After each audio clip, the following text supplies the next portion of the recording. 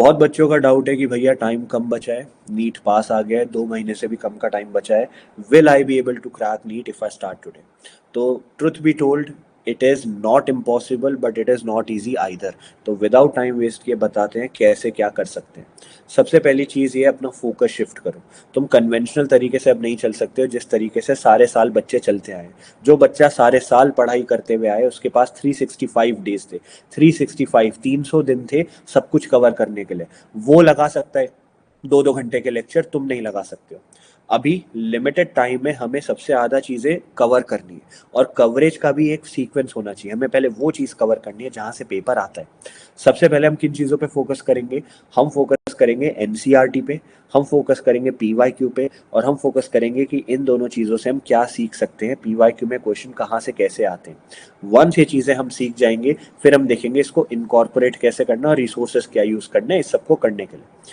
Simply मैं आपको बताता हूँ, एनसीईआरटी में कुछ लिमिटेड एरियाज में आपको बता रहा हूँ, प्लीज पहले कवर करो।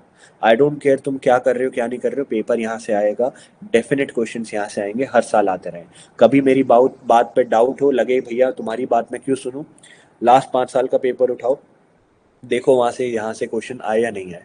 सेकंड चीज, मैं ऐसे ही नहीं बोल रहा हूँ, ठीक है, मैं सिंपली तुम्हें बता रहा हूँ, मेरे अंडर में इतने सारे एम्स के टॉपर्स हैं आज की डेट में, 15 से ज़्यादा एम्स दिल्ली के, 400 से ज़्यादा एम्स के। मेजॉरिटी ऑफ देम मेरे थ्रू पढ़ के आज हमारी एजुकेशन की कम्युनिटी में गाइड कर रहे हैं बच्चों को। तो सबसे पहले क्या है एनसीईआरटी में, मैंने तुम्हें बताया बायो के एनसीईआरटी में 4 चीज़ें कवर करो, एग्जाम्पल, टेबल, डायग्राम, समरी।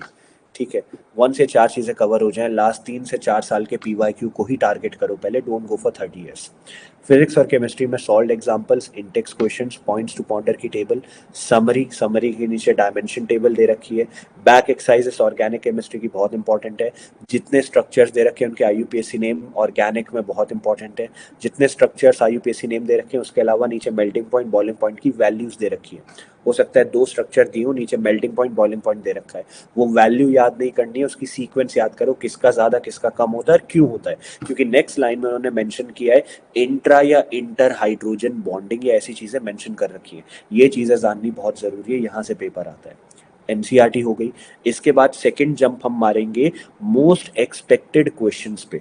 मैं तुम्हें 35 मॉक टेस्ट दे रहा हूँ, वो 35 मॉक टेस्ट अगर तुमने अच्छे से कर लिए विद प्रॉपर एनालिसिस, सिर्फ 35 मॉक टेस्ट, तो वहां से 650 प्लस के क्वेश्चंस तुम्हें नीट में देखने को मिलेंगे।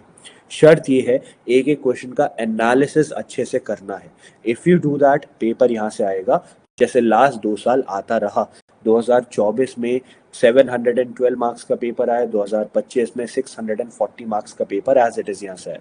Proof video all India rank 1 Iram Kazi ने बनाई, एम्स दिल्ली की जो टॉपर है, राइट। गुनमय गर्ग, बाकी सारे 15 से ज्यादा एम्स दिल्ली के टॉपर्स को तुमने यहाँ देखा।